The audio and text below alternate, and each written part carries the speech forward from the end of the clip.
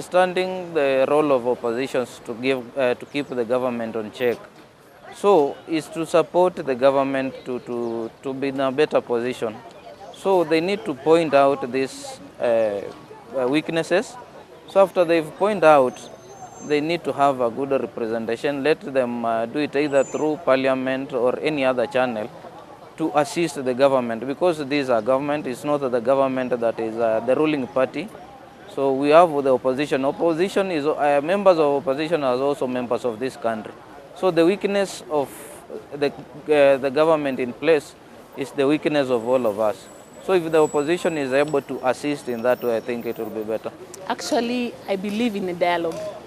Our leaders should sit down together and dialogue. And this Sabasaba thing, I'm not for it. Kama mimi Mkenya ningependa kutupilia hilo jambo la Sabasaba kando na niweze kuambia wapinzani walipitwa na wakati, kwa sababu Sabasaba ilikuwa ya mzee Matiba na Matiba alienda, hayupo tena kwenye siasa. So watafute na siku yao pia, wakae chini vizuri, si lazima waitishe maandamano ama mambo kama haya. Wakae chini vizuri. Wote ni watu wazima, hakuna mtoto wa shule pale. Wote ni watu wazima, wakae chini waelewane, rais, mdogo wake na wapinzani waweze kuelewana na wakae pamoja ili kuweza kutushikanisha kama Wakenya, kwa sababu ikiendelea hivi wanatenganisha sisi. Politicians should stop about politicizing everything. They actually need to talk what is affecting the normal people around. So if actually there is a problem, not going politicized, they actually just sit down with the government and talk things out. They don't because the moment they start politicizing this thing, it's going to get worse. One thing I would like to state clearly, one, I am an ardent supporter of CORD, but the Sabasaba issue I think is out of place. It's not something that should take that direction, because clearly even if the leaders meant well, their followers will not really do things the way they want. They'll go overboard, they'll destroy things. They have their own way of understanding the Sabasaba, other than what the leaders want the Sabasaba to be.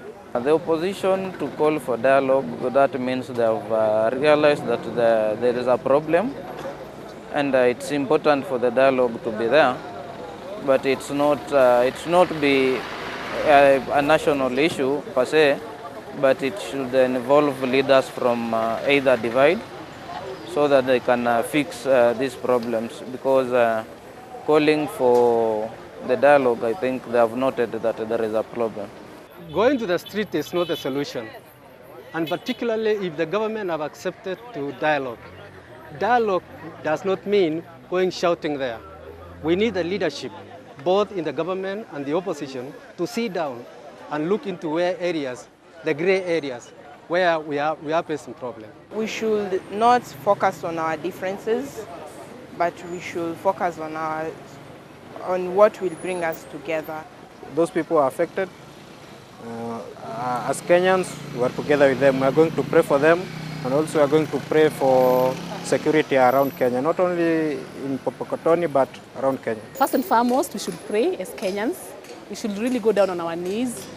And for what has happened to the people there, they are our brothers and our sisters, they are our mothers, our fathers. We should try to know who is our neighbor. Yeah? Even where we are staying here in Nairobi, we should just learn who is our neighbor. And through that, I believe some things can be evaded.